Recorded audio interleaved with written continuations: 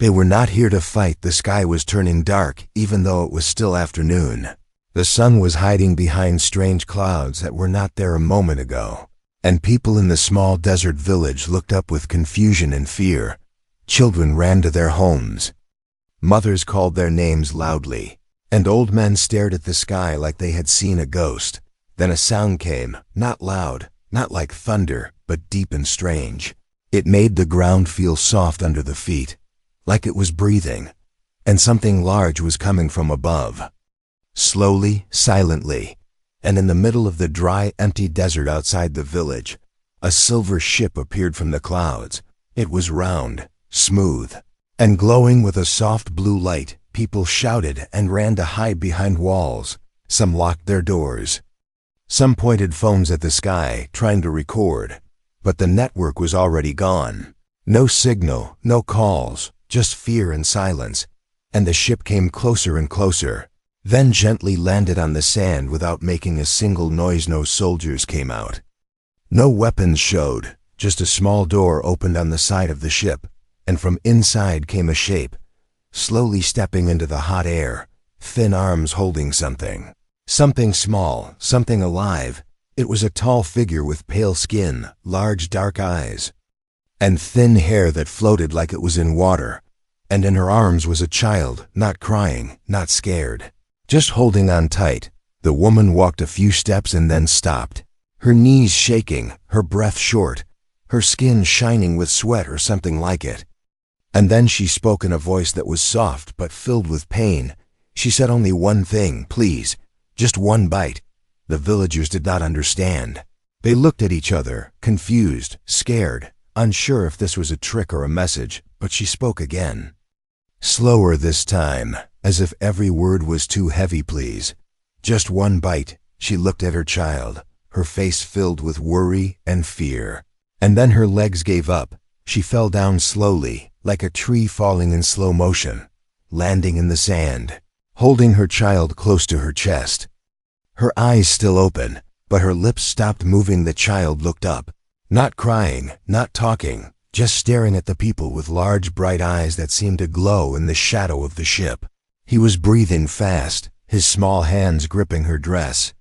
And then a soft sound came from the ship, like a heartbeat, slow and steady, but growing weaker and weaker. One of the villagers, an old man who had seen war and peace both, stepped forward with shaking hands. He looked at the child and the mother, then looked back at the others and said quietly, "They are not here to fight."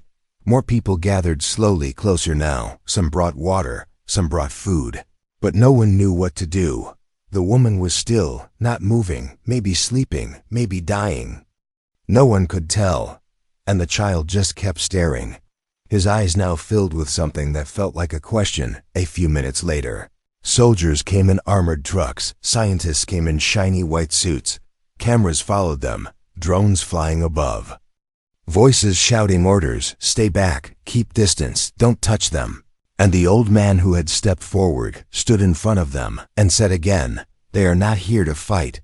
The scientists looked at the woman and the child, their devices blinking, lights flashing, signals strange and new. And one of them whispered to another. She asked for a bite. "What does that mean?" The other replied, "I think she meant food, the most basic thing." But now it felt like the biggest mystery. Because what kind of food did they need? And why could they not eat their own? And why did she come here, to this small village on Earth, to ask humans for help?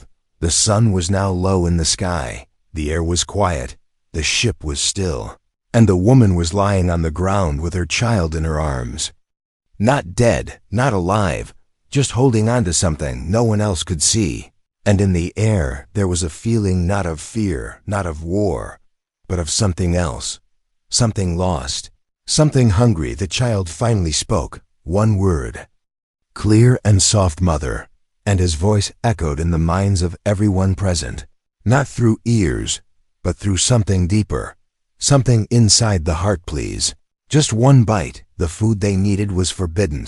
The room was white and cold and silent, except for the slow beeping of machines that no one understood fully. And in the center of the room, behind glass walls, the alien child sat on a soft bed holding a metal cup. but not drinking from it, just staring at the surface of the water like he was listening to it breathe. Outside the glass wall stood men and women in white suits with masks over their mouths and tablets in their hands, watching the child as if he were a puzzle no one had solved yet, and among them was Dr. Kean, the youngest biologist in the facility, but the only one who had dared to whisper quietly, "What if the mother was right?" They all looked at him, confused, some annoyed, some curious, and one of the older scientists raised an eyebrow and said with tired voice, "Right. About what? About food," he replied quietly. "What if it's not poison to them? What if it's survival?" Another man scoffed and turned back to his tablet, shaking his head, saying, "We have no idea what their biology is eating. Human food could kill them in seconds. We can't take that risk. We don't even know why they came here in the first place." Kean walked closer to the glass, slowly looking at the child, who now looked back at him with eyes too deep, too knowing, and for a moment it felt like those eyes were not seeing him but his thoughts, and in that quiet space between them, something unspoken passed. Child blinked once, then placed the metal cup beside him, then pointed toward the tray of untouched food on the floor, bread, apples, a small bowl of soup, and then pointed to his mouth and softly spoke a word, "Please." It wasn't loud, it wasn't perfect, but it was clear and soft and real, and everyone in the room went silent. Even the machine seemed to wait. Dr. Kean stepped back and looked at the others. He could see the fear in their eyes, and he knew what they were thinking. One bite could start a war or end a life. But something inside him said this wasn't about danger. This was about a decision that mattered more than logic. He turned to the lead scientist and said, "Let me try." They argued, they shouted, they warned.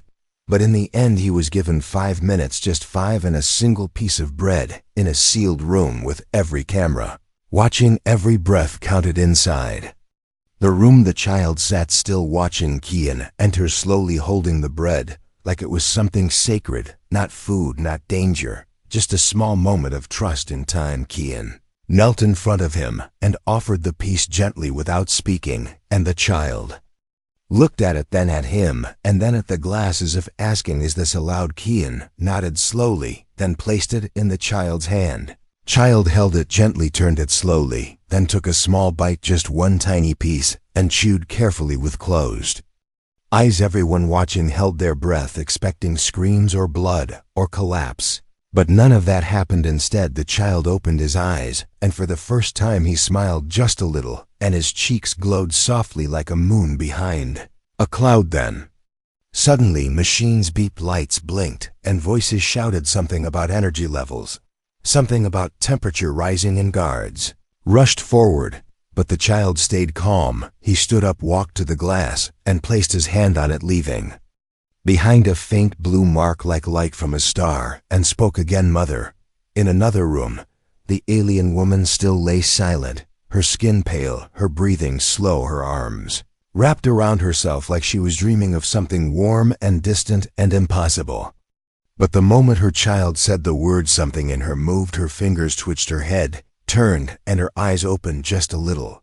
The nurses ran to call the doctors and scientists, but Kean was already there, watching her open her eyes for the first time since they brought her in, and she whispered something so soft it could barely be heard. He ate. Kean's heart skipped a beat, and he looked at her face filled with both hope and fear and pain, and then she whispered again with tears in her eyes, "They will come now." He didn't understand what she meant, but her eyes were full of warning, and her body began to shake, and she said again, louder this time, "They will come. He's not supposed to eat your food. They will come." And in the control room alarms began to flash, screens turned red, strange signals appeared out of nowhere, blinking faster and louder, and a voice came through the speakers, not human, not clear, but deep and angry and ancient. "Location compromised. Retrieval protocol initiated." The lead scientist looked at the screen, then at Kean, and shouted, "Get them to the lower level now. Lockdown. All access points. Send drones outside. Find out what is coming." But in his heart, Kean already knew it was not just about food anymore. It was about something bigger, something hidden, something forbidden. The child stood still by the glass, his small hand glowing, his eyes sad but strong. and he whispered one last word before the lights went out. Run. The first bite changed everything. The power was gone, the lights were dead. The red emergency glow filled the hallways, and alarms cried in every corner like lost children in the dark. And in the middle of the silent chaos stood the boy, his hands still, resting on the glass, his eyes glowing like soft fire, his breath slow and steady, while the humans ran and shouted and locked doors that could not save them. Dr. Kian was still inside the room with the child, his back against the wall, his mind racing with 100 questions, but none louder than the one that kept repeating in his heart. What did we just unlock? The boy turned to him and walked slowly, not afraid, not angry, just calm, like the storm had already passed, and now only the truth remained. And in a voice that was soft and sharp like wind through broken glass, he said, "I feel her." Kian blinked and asked, "Who?" Boy looked at him for a long second, then said, "My mother." In another part of the facility, the alien woman lay on the cold table, wires attached to her arms, her chest rising slow like waves in dying air, and then her eyes opened wide. Her mouth let out a sound that was not a scream, not a word, but a memory, and the machines around her all went dark. The nurse dropped her tablet and stepped back trembling and called for help, but no one came, because every hallway, every lab, every camera was now blind, and outside in the desert sky, the clouds twisted like smoke in water, and shadows danced between the stars that should not be moving. Back in the observation chamber, the boy knelt down and touched the floor, his fingers glowing blue, then gold, then fading like a signal being received.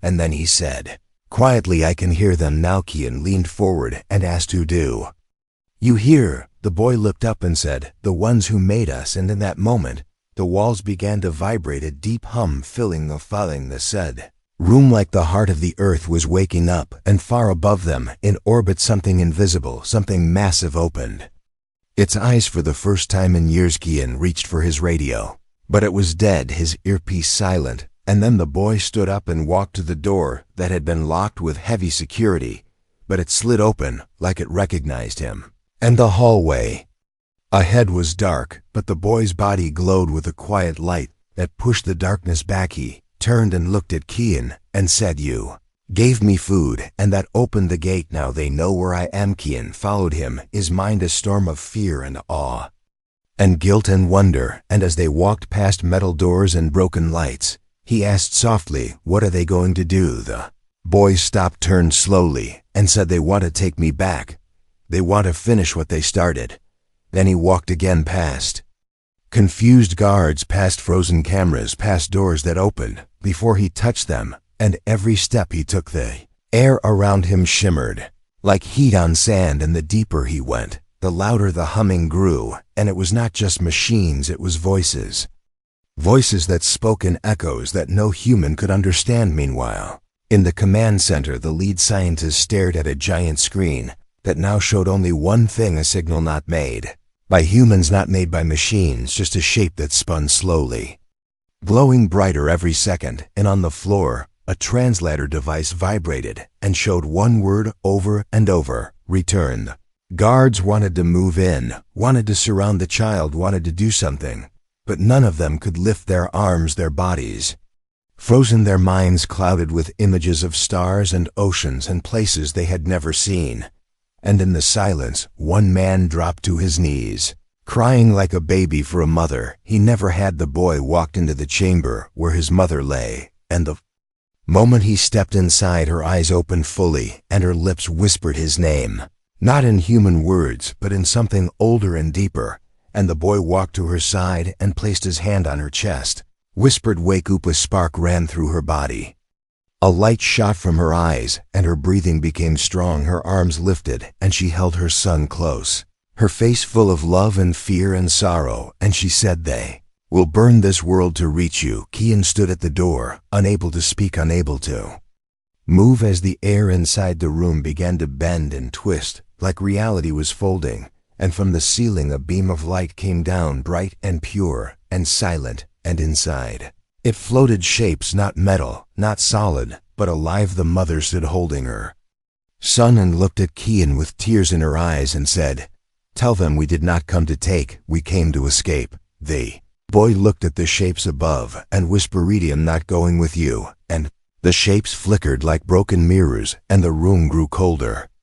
And the light dimmed, and the boy stepped back and held his mother's hand and said, "I choose this world," and everything exploded into white. The visitors from her world. The sky above the desert was silent again, but not peaceful. It was the kind of silence that comes just before the storm begins, the kind that makes birds vanish and wind forget how to move, and in that still air a sound returned, but not from the ground, not from earth. It came from the stars above, and it was not a sound made by machines or mouths, but by memory itself. The villagers looked up once more and saw the second ship, not like the first, not broken, not soft. This one was shaped like a blade, and it moved without moving, its body black like burned glass, and its light cold like metal in winter, and it did not land. It hovered above like a king above a fallen kingdom, and the underground lab alarms returned. Red lights danced in every corner, and voices tried to make sense of the impossible. The ship was not broadcasting any code, not human, not alien. It was just there, watching, waiting, and inside the command center, the screens cracked and faded, leaving only one word written in shifting silver lines: surrender. The boy stood near his mother, who now could walk, though her steps were weak and her hands trembled, but her eyes were sharp again, her voice was stronger, and she whispered to Kian that they have arrived, and they are not here to rescue, they are here to collect and punish. Kian felt a chill run through him, not from the air, but from her words, from her tone, and from the way the child stood still, as if listening to voices no one else could hear. And he asked her what they want, and she answered with a look full of old fear. They want him, they need him to fix what they broke.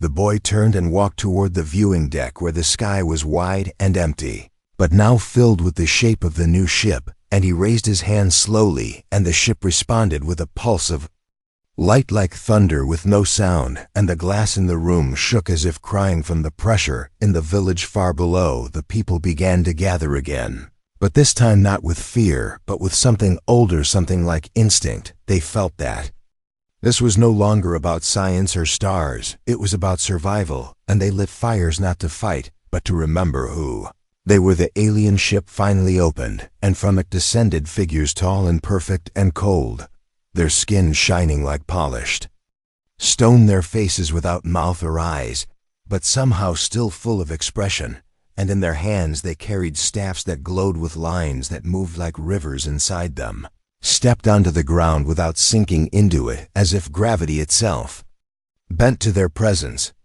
And they spoke not with sound but with pressure, and all who stood near felt a weight in their hearts like guilt, like warning. Woman dropped to one knee, pulling her son behind her, and whispered again to Kian, "They are here for him because he is the first one who survived the change. He is the key to their hunger. He is the cure they cannot control." Kian stepped in front of them without thinking and shouted words he knew they would not understand. "You cannot take him. This is not your world. He is not yours anymore."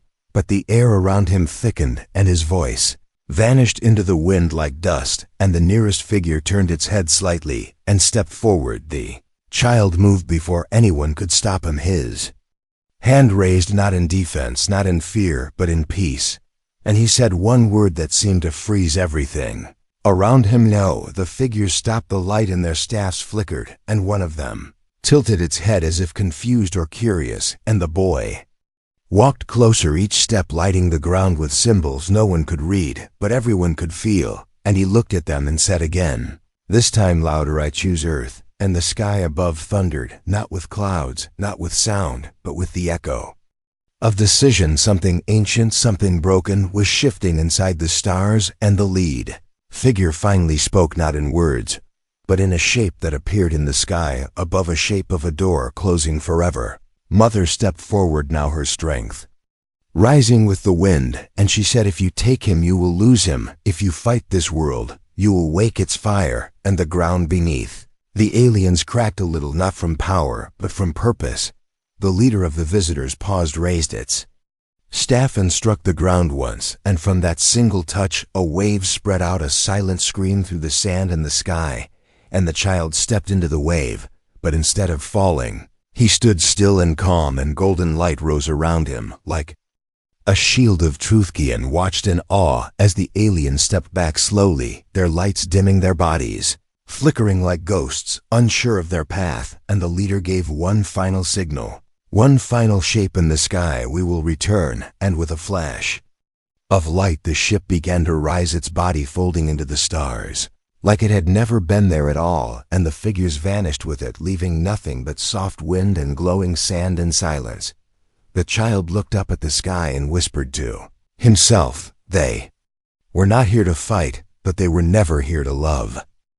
One last bite, the ship rose into the sky like a memory, floating toward the stars, and the desert below grew smaller with each second. The fire from the engines faded into silence, and inside the ship, the boy sat beside his mother, her body light and fragile like a candle at the end of its flame, her eyes open, but far away, as if they were already watching a world he could not yet see.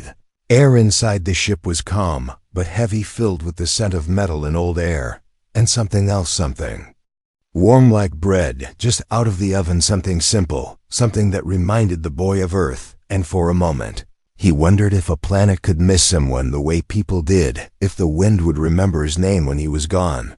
The mother smiled faintly, her voice barely a whisper, and she said, I can feel it again, the warmth, the food you gave me. It is not what we eat, it is what it carries: memory, kindness, trust. It is life itself.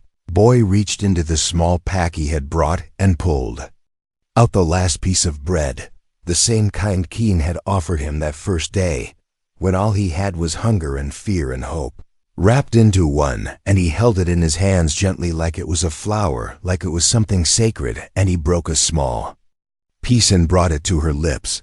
She looked at him, her eyes wet, her lips trembling, and she said, not yet, I am not ready to leave you, but the boy shook his head and said softly, this is not goodbye, this is becoming.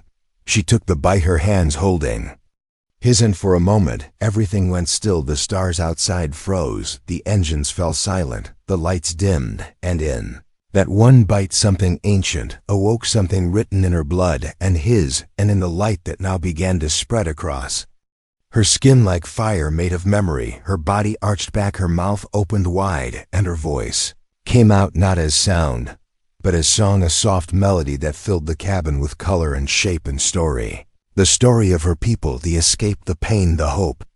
The child she saved, the world she believed in, and the dream she had always carried. The boy held her close, and her light faded slowly like the sun behind the mountains. Not gone, just resting, and her final breath carried no fear, only peace. And a smile outside the ship. The stars began to move again, but not because of speed or distance. They moved because something had shifted, something in the core of space itself, and far ahead. The ship approached the edge of the field, a place where stars bent and time slowed, and where the watchers waited, not in ships, not in silence. Watchers had seen everything. They had seen war and peace rise and fall like tides, and now they watched him, not as a threat, not as a subject, but as something else, something they could not name. Ship stopped floating in still space, and the boy stood alone in the center, the bread still in his hand, and he looked at the watchers' shapes, without shape, minds without voices, and he said, you wanted to make me a key, but I am not a door. I am the hand that chooses which way to turn. Watchers said nothing, but the stars around them pulsed softly like breath, and the boy continued, you took from her, you changed her, and still she chose to give, not to take, and now I choose the same. He raised the bread, the last piece, the final bite, and he broke it into two, and he placed one piece at the edge of the console, where her light still glowed, and he placed the other in his mouth and chewed, slowly feeling every piece like a step in a journey made from hunger and hope and love. Watchers began to fade one by one like smoke in the wind, and the stars grew brighter, and the ship moved forward. No longer pulled, no longer pushed, just chosen. And from behind him the boy heard a sound, a soft familiar sound, like laughter, like water, like her, and he turned, and there she was, not as before, not weak, not dying, but whole, glowing, standing in light that moved with her. She said, you are ready, and he said, I miss you, and she said, I never left, And they stood together as the ship became light, and the light became wind, and the wind became storyback. On Earth in the desert, the villagers saw the sky shimmer once more, and then clear, as if something had been cleaned. And far below the facility, Tian stood alone reading the last message sent from the ship before the signal was gone, and it read only 3 words. She took it, and he smiled and he cried, and he knew the last bite was not the end, it was the beginning.